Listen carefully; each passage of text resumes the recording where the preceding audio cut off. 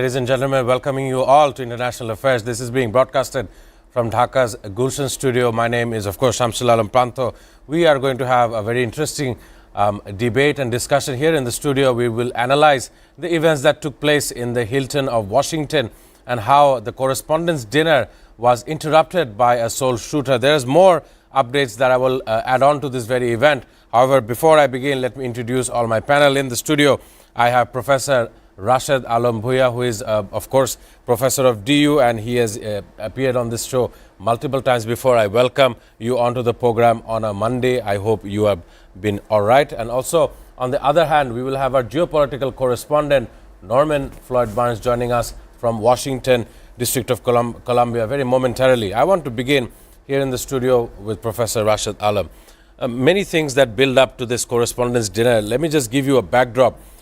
We have seen almost 10 years ago this very event in which Barack Obama and Donald Trump were in attendance and comments were thrown at one another. This is way before Donald Trump became the president in his first tenure. However, as we've seen this time around, Cole Allen is the person. He has committed a crime, multiple crimes in targeting not only Donald Trump, but according to various sources as well as international media, he has some sort of desire to take this kind of lethal illegal actions regarding the entire administration. That opens up the box. He is, of course, hailing from California, and he is also saying that he does not expect forgiveness, reviewings of the writings of his and his family members that was sent right the moments before he barged in to the hall room in Washington. I want to understand how you see this, especially in the backdrop of the stalemate in Iran, US and Israel confrontations. Thank you so much for bringing the issues like correspondence dinner incidents. So it's unfortunate that these things happen, and the mass shooting events, is very common in US context. But this is the time that this happened in the correspondence dinner, where all the high level officials and US president, also vice president, they attended in this dinner.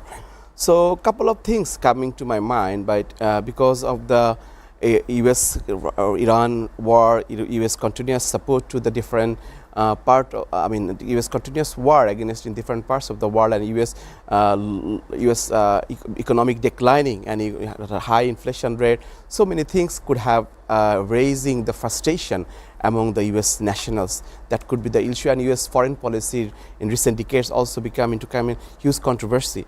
Secondly, another thing is, the Donald Trump midterm election is very much near to that.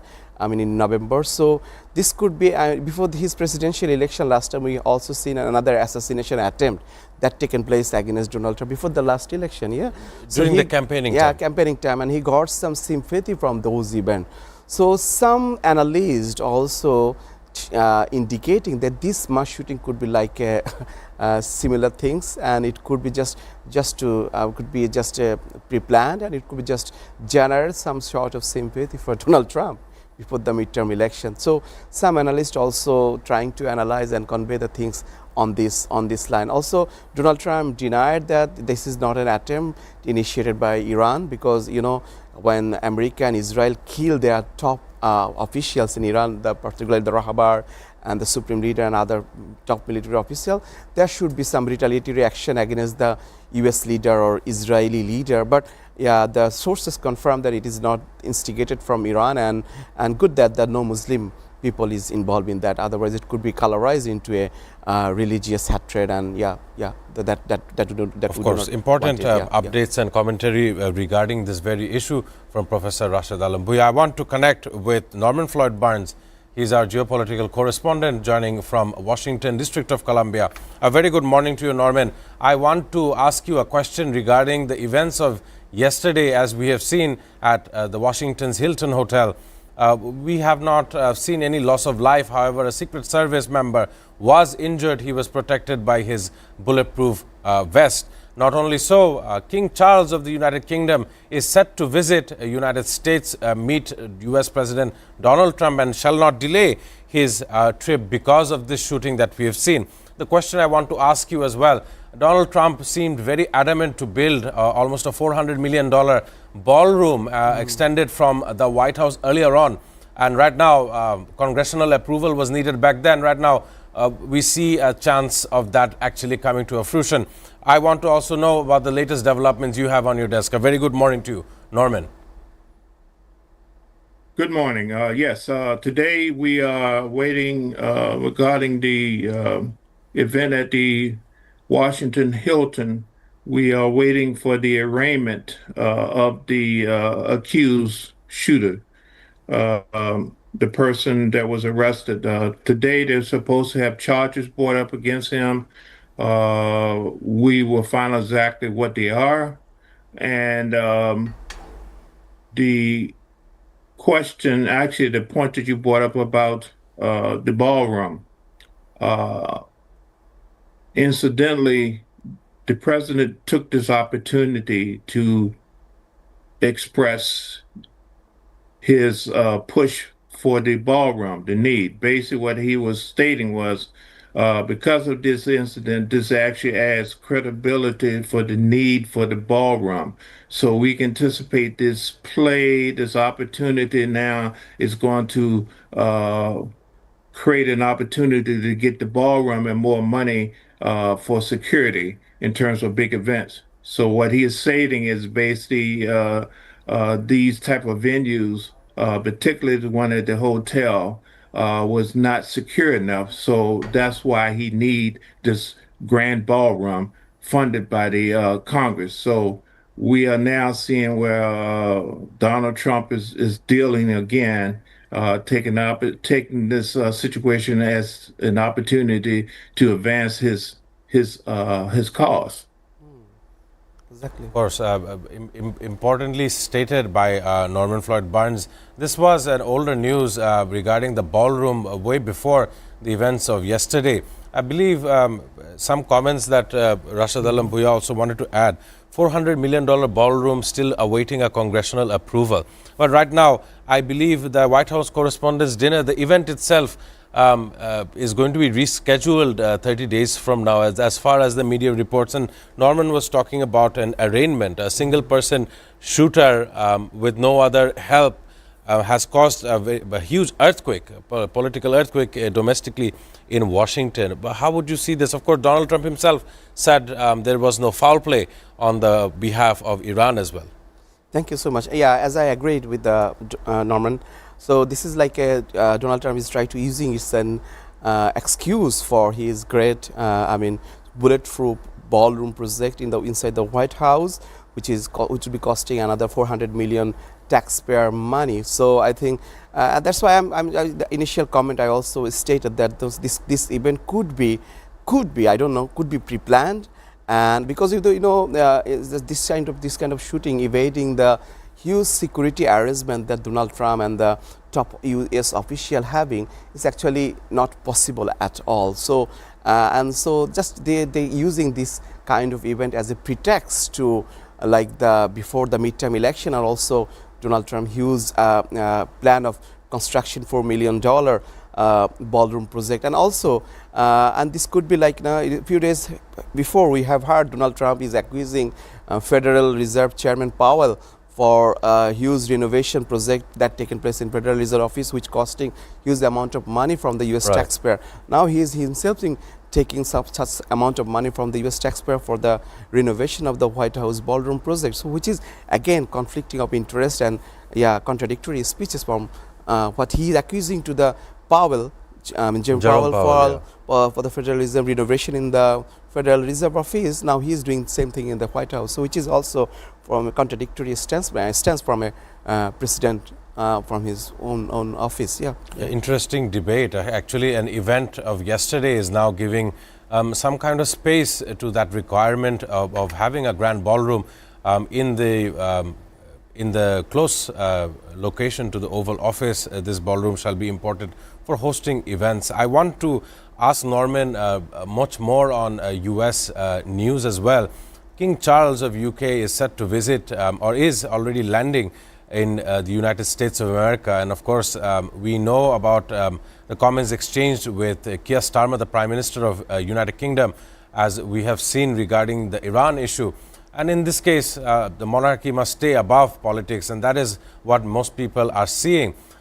This July would mark the 250th anniversary of the United States, and that's exactly the state I want to talk about with Norman. How are you feeling about the monarch trying to come to the United States of America? I believe it is important as this timeline of visit, a 4-day state visit, has not changed because of this shooting incident. Norman. Yes.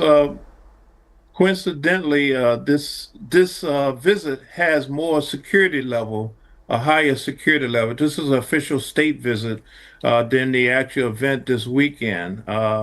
This is considered a Secret Service. The visit would be considered a Secret Service special event, special security event. The correspondence dinner was not considered at that level.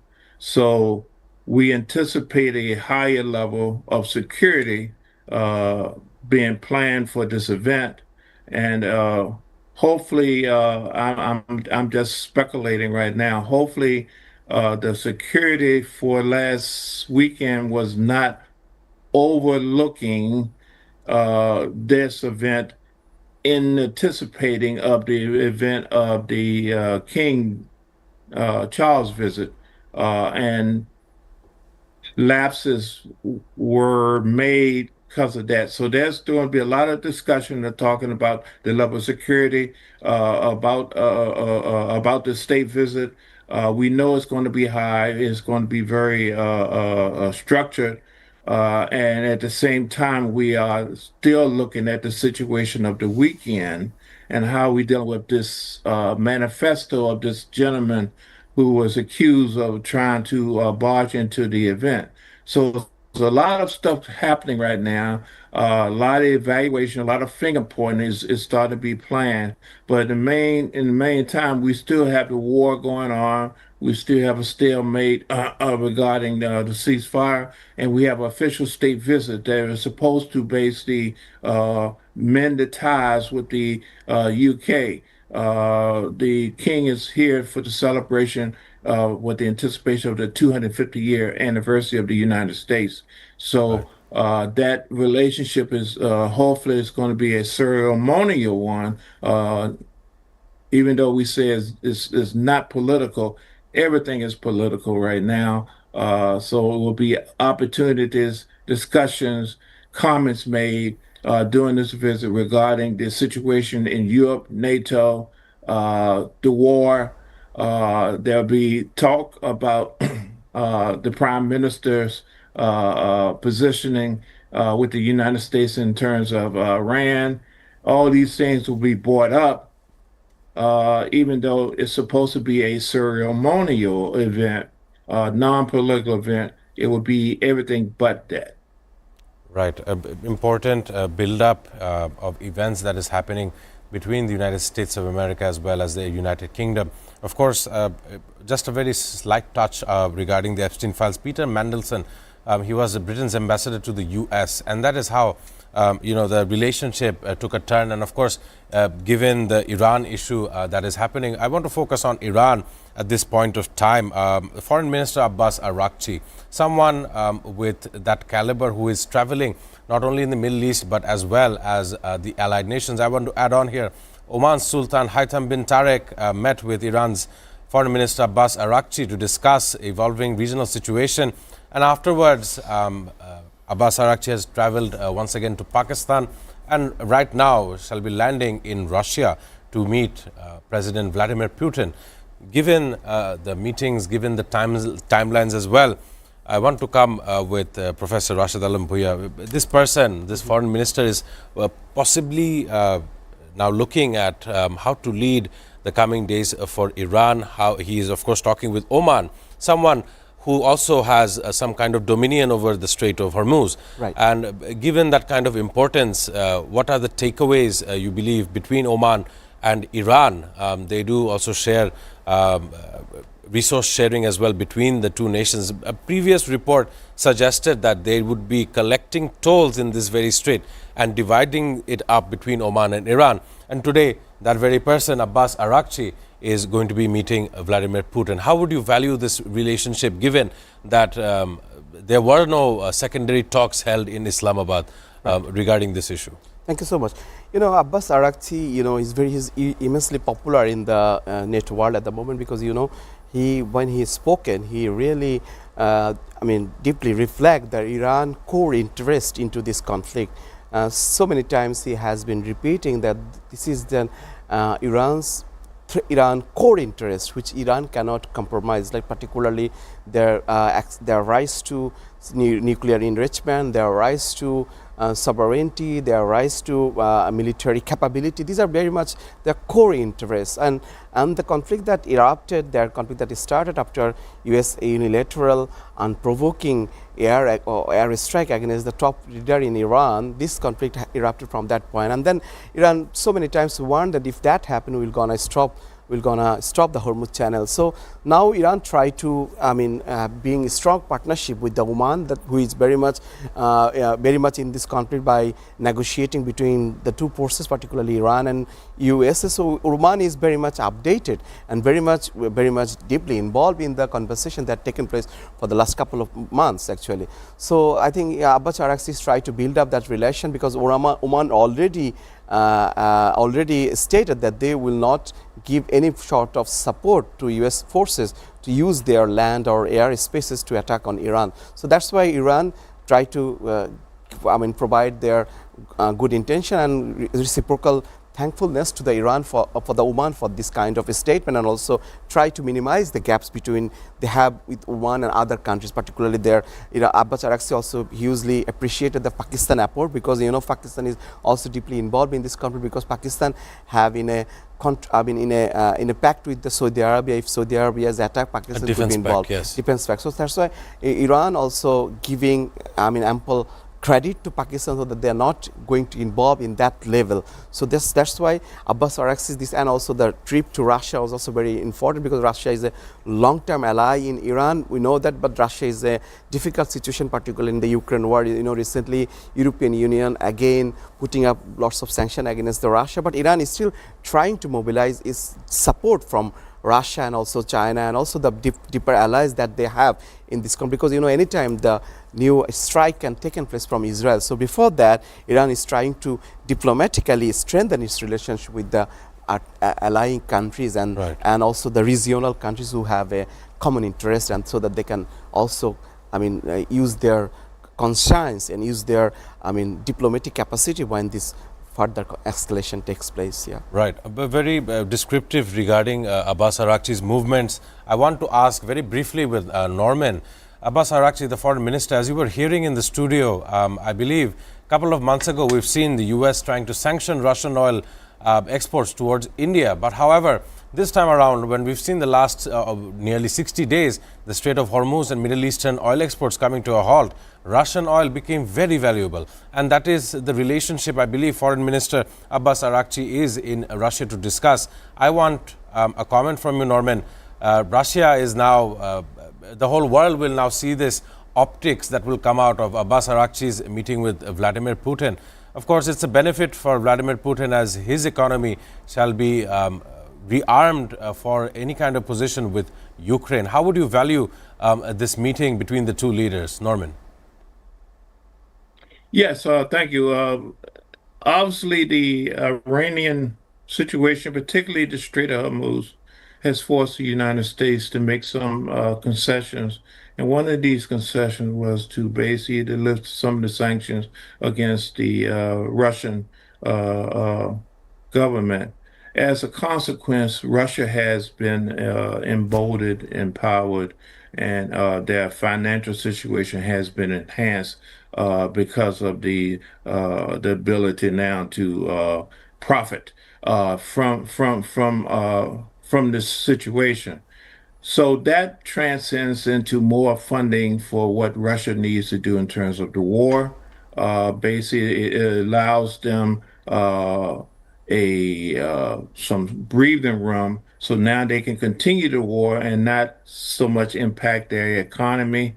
And it's a benefit, it's a big boost to Russia that the situation has unveiled itself as it has with the Strait. And as this thing continue, it will also give more funding to the Russian cause and what they need to do in terms of the war and their movement around the world. So the benefit is Russia is really happy and very feel very enthused about what they are doing, and you will see a increase in military action in the area of Europe and also in Ukraine as a result of the situation, the disadvantaged situation we are dealing with in the area of the Middle East and in Iran. Right, very specific comments regarding Russia and how they are seen to be benefiting of this worldwide situation in the Middle East. Ladies and gentlemen, it's time to take a short commercial break. Afterwards, we will discuss more stories from around the globe. Do stay with us.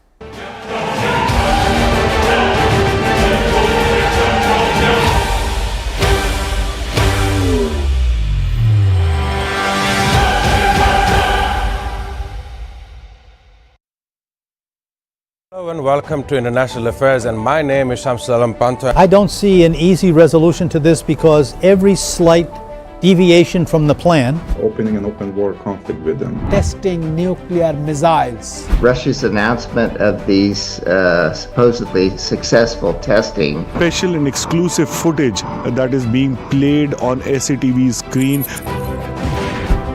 Really coming to terms with Hamas. Damage estimated between this entire issue. President Trump is expected to hold bilateral talks. preserving biodiversity and tackling climate change. We cannot protect the planet before we negotiate peace. Where is it going? Is it understanding the needs of its people before the needs of this global world? For China to come to agreement, They will face better projects. With presidency of China and President Lee of South Korea. Trump's White House that is in favor of these things. simply not enough action being taken to address the problem of fossil fuels. What their plan initially is towards the Caribbean, a place that has been met with two types of disasters. Bangladeshi students at the same level of opportunity internationally and domestically. International Affairs. Watch every Sunday to Thursday at 2 p.m. only on SATV and SATV Digital.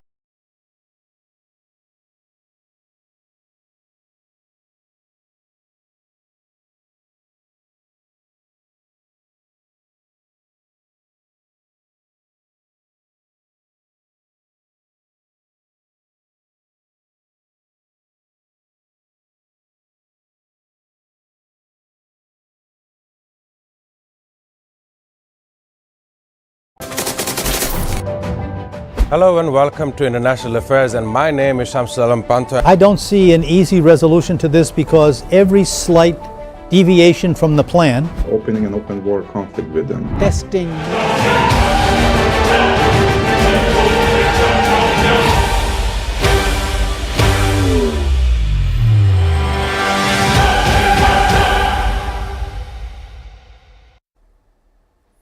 Welcoming all our viewers back on International Affairs. Of course, today in the studio, I'm joined with Professor Rashid Alam Bhuiya, whereas we have Norman Floyd Barnes on Zoom from Washington, D.C. I want to change the topic of discussion. We were talking about Iran's Abbas Araghchi's visit to Russia. However, there is a news that I want to follow up with our viewers.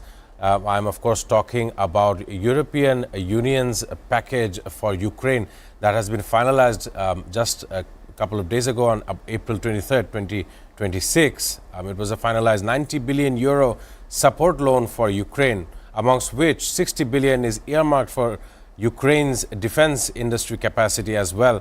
The 30 billion remaining will be designated as macro financial assistance to support the general budget. I want to ask Rashid Alam Bhuiya, this is a time that we see how Ukraine can be supported, given that most of the attention of international media has been towards the Middle East. How would you value European Union's steps that they are taking? I think, Europe is now utilizing its both hard and soft power against Russia by, channeling these huge 90 billion Europe, loan package, support package for the Europe, Ukraine against the war against in Russia. So I think this huge amount, earlier is blocked by Hungary, because Viktor Orban, who was supposed to be an ally with the Putin, who was blocking that, he provided veto against such kind of allocation of money for the Ukraine. But now after the election, Orban's defeated, so that's given a space. The new Hungarian leader, who is supported against this motion, and the European Union now allocating this amount. I think the half of the amount will be dispersed by this end of June. So it's a huge victory for the Ukrainian diplomacy, because the Zelensky is continuously trying to generate support from US and also European Union for their war against Russia. And on the other, this is a further escalation from the European side against Russia. Russia might be angry, because we have heard this amount will be actually repaid through Russian reparation. So, and that the amount is kept in the European banks, which they will now giving to the Ukraine. So this is not a good update in terms of Russian point of view, because Russia might not be happy with this kind of allocation of money. Putin already warned that this could be further escalation of the conflict. But the unfortunate even is Russia actually in this war for last 4 and 5 years, they have already lost huge amount of military personnel, their military capability. Couple of 100,000 as well. 100,000, and somebody said 500,000 Russian soldiers has been died in this huge conflict. So I think it's a big stalemate for the both parties. Although Russia, earlier had an upper hand, and during the negotiation, particularly the peace talk, I think we had a hope that the last year that this peace talk actually will be materialized and the war will be over. But now this kind of further putting money into this conflict would further actually escalate, because Putin will not bows down. We might see further escalation due to this update. Yeah. Of course, fueling more to the fire, I believe that's the imagery involved in the Ukraine-Russia war. Just a slight comment from Norman. I would appreciate the European Union's stance regarding this war, how you would see it. Of course, this financial lifeline of about euro 90 billion is following the restoration of Russian oil flows through a Ukrainian pipeline lifted by Hungary and Slovakia. So we have a war that was multiple times coming to dialogue, coming to discussions. We've seen how Turkey had planned the two sides to have a prisoner swap previously. And of course, the drone barrages on Kiev is not a new thing that happens almost every other week. So I want to ask you the European position and how it plays in to the Middle East. How do you see this? Compare and contrast, sir. How do you would value this as well, Norman? Yes, my analysis basically what we're seeing is very interesting dynamics going on here. At one point, the NATO is funding Ukraine efforts to build more drones, help them sustain and maintain their ability to counteract the Russian siege on their country. And at the same time, the situation in Iran is being, I guess, balanced by the fact that Russia, China, is supporting Ukraine in its efforts in fighting the U.S. and Israel. The funding for this is basically and actually the result of the release of sanctions by the United States is now enabling the Russian aggression to continue in Ukraine, and also to be a persistent burden on NATO. So what we have is a push and pull situation where one part is supporting the other, and I don't see any type of resolution until the funds run out on either side, it appears that the war itself is going to go, but the money, the cash flow is going to continue as we deal with this situation. So I don't think the parties involved funding the situation. You're putting, as you mentioned, fuel to the fire. So we're putting more gasoline on the fire, petrol on the fire, by what we're doing, funding one to support another, and as a consequence, they take the money, they take their position to basically empower and embolden the war on two fronts. So basically, we have a constant set of wars, events that goes on because of the decisions of these countries to fund and support. As a consequence, now the United States is forced to make decisions, ceasefire, and at the same time, this ceasefire, this situation in the Strait is very destructive. It is costing billions of dollars every day as this thing goes on. And as a consequence, pressure is put on the U.S. by the Gulf states, and actually everybody is putting the pressure on the U.S. to come to a solution regarding this situation in Iran. The United States is not necessarily interested in having a full-blown war with Iran because it's costing us money. It's costing the United States money every day, billions of dollars every day that we engage in this situation, and we don't have a conclusion to this. So one party is supporting the next party, and at the same time, the U.S. is responding to that, and as response is supporting Russia's aggression.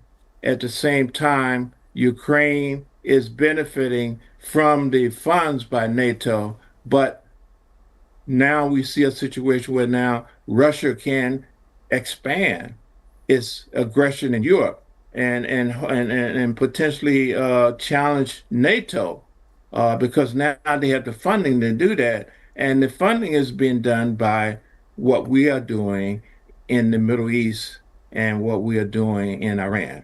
So it's a contrast that one is cause and action is being done by another. So what we try to prevent, we now create another problem. Right, and as problems will not be solved, and if not solved in time, it will have a detrimental impact to communities and governments worldwide. And as I believe there is one character we are leaving out of the discussion, I want to bring it on because the news suggests that Israel's ongoing strikes killed 14 in southern Lebanon amid this ongoing ceasefire. This word ceasefire clearly has no kind of definition when it comes to the Israeli defense forces as they're carrying out artillery and aerial strikes. They say that it targets Hezbollah. However, if you look at a map, if you look at the various news sources, it would be only that it is attacking its neighbor, southern Lebanon. Very briefly, I want to ask Professor Rashid Alam Bhuya, Israel's stance. In Washington, the both sides had talks. They were supposed to hold off with the ceasefire for 10 days or so. But this aggression towards southern Lebanon and how Lebanon would come to understand its sovereign powers. We know the size of New York, the geographical size of New York is what has been attacked by Israel in southern Lebanon. It has huge humanitarian consequences, let alone the international laws that have been violated. I just want to get a comment from you. Absolutely. When it comes to the international law, IDF and Israel doesn't have any any respect for that. You know that particularly when this ceasefire is announced, it was said that the ceasefire will be activated in both sides, both in Iran and in Lebanon. But you know what happened? IDF is continuously violating those international agreement, international. They have zero respect for internationally agreed principles. So I think you correctly stated, and I think world community must realize it now. You know, it might be sound little bit idealistic, international analyst, but yeah, it's true that the Israel is no longer believing in international rules, regulation, law, and principles. So the world has to come up together. Like the Spain came together, Italy now Right. realized, and many European countries have The realized. Christian faith was, and was also deliberately synagogue assaulted is with attacked. words. Synagogue is an attack. So it's not only about the Muslims, but the Christian is also Christian people. Lives are also in that stake. So I think world must realize that they have to stop with this cancer, because it will not stop here only in Middle East. It will definitely expand to, if it is not controlled now, right, like Germans, the Nazis who has to be controlled in Second World War. Now it is the time to control this Israel, the cancerous forces in the world. Otherwise, it's gonna harm everybody and every corner in the world. I'm sure about that. Yeah. Right, very importantly stated by Professor Rashid Alam Bhuiya. Ladies and gentlemen, it's time to take another short break. Afterwards, we will see what other updates there are we can discuss. Do stay with us.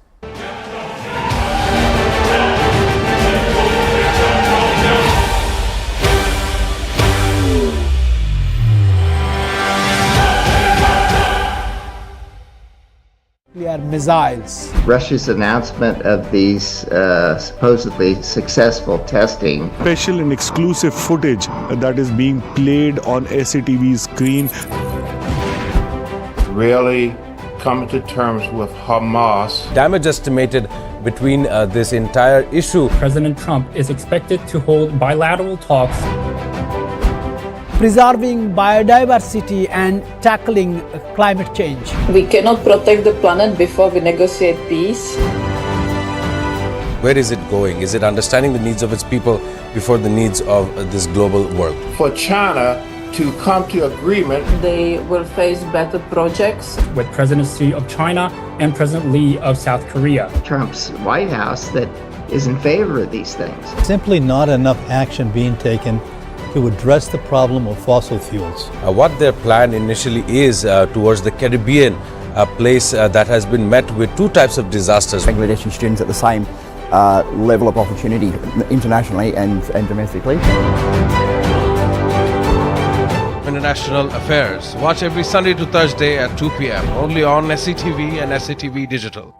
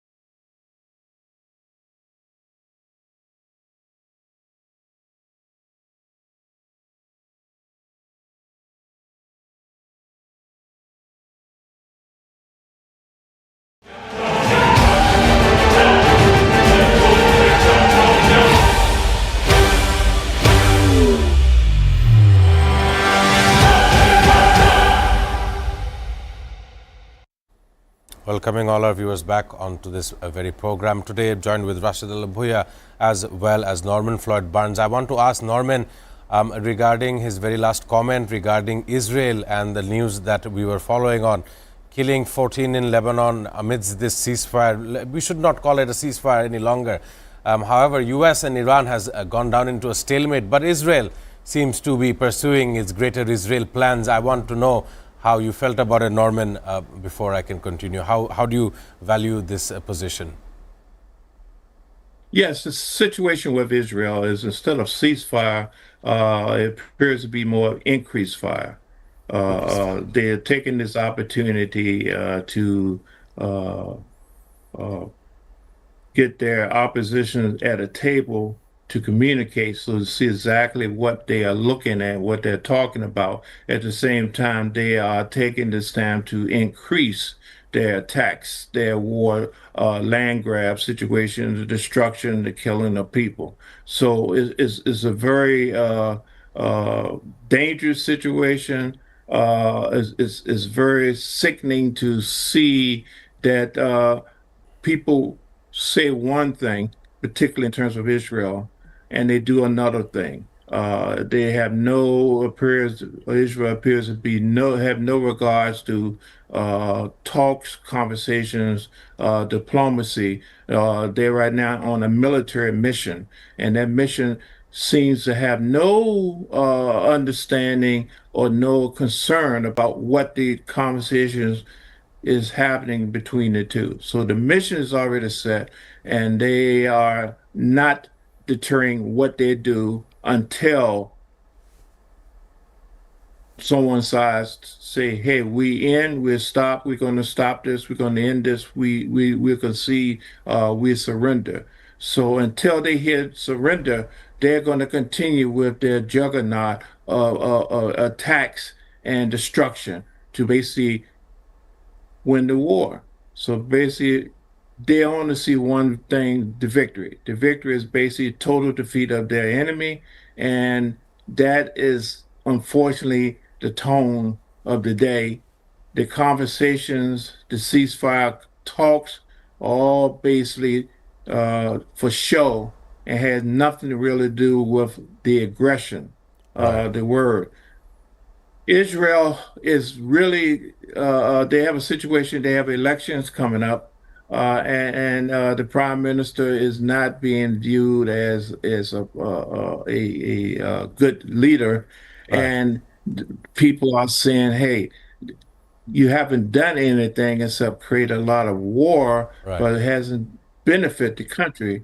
So there's going to be a lot of political backlash on this situation. So right now, Israel is basically have only one thing they can do is. Right. I believe Norman's line has been disconnected. As Norman was saying, Israel's only position is including the increased fire between Lebanon and southern Lebanon. And of course, I want to thank Norman Floyd Barnes for his commentary and increased support towards international affairs here in SATV's Bangladesh. I want to come back to the studio with Professor Rashid Alam Bhuiya. Important updates regarding the entire global hemisphere. We're talking about multiple nations. I want to focus something that has taken my notice, the Sahel states or the various South African or African states.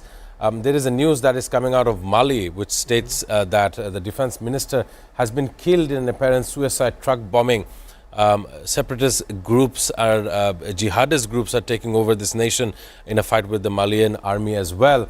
And not only so, in Somalia, we see a severe hunger crisis that is gripping the nation. The most affected are children.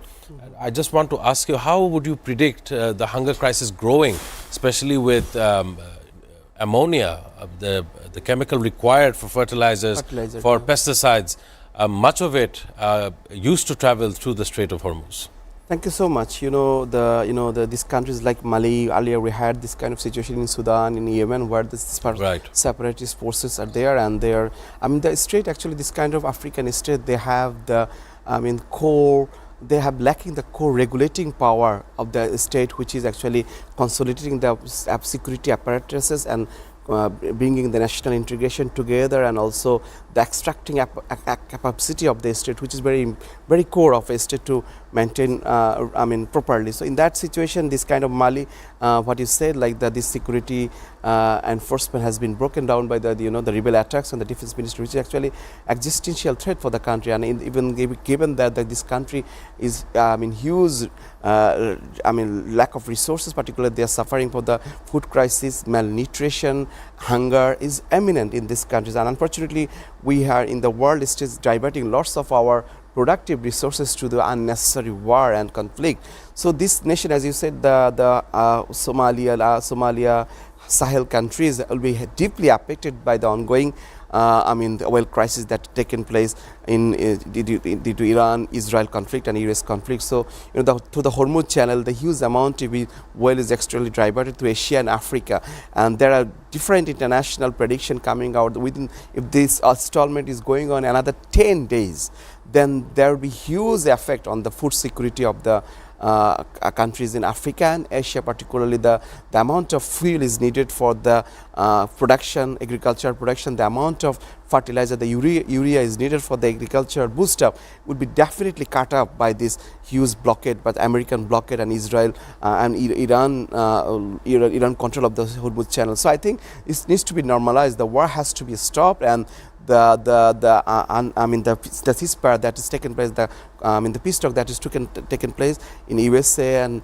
between USA and Iran has to be come out very successfully, and the international biggest countries like China has to be in the signatories of this peace talk, because if China will be part of this peace talk, that would be, I think, respected, because that there would be wider, that would give stability and peace in the world, particularly in the current situation when we're facing existential threat of climate change, hunger crisis, existential threat of peace and insecurity everywhere in the world. So this war must need to be stopped, and we need to divert our productive resources to this hunger crisis, malnutrition crisis, children health and well-being, particularly rather than, and we know that the worst humanitarian crisis is going on in Somalia, Gaza, Yemen. So I think world has to become into the sense, otherwise the community and world humanity would be in biggest existential threat in the century.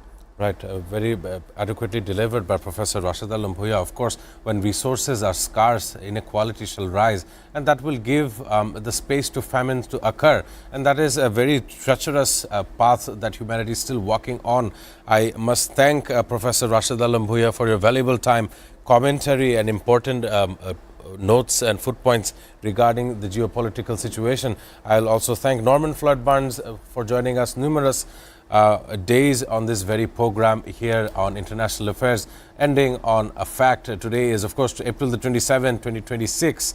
It marks and celebrates a Freedom Day in Southern Africa, celebrating the first non-racial democratic election held on this very day, marking the end of the apartheid. With that being said, I am Shamsul Alam Panto signing out on International Affairs.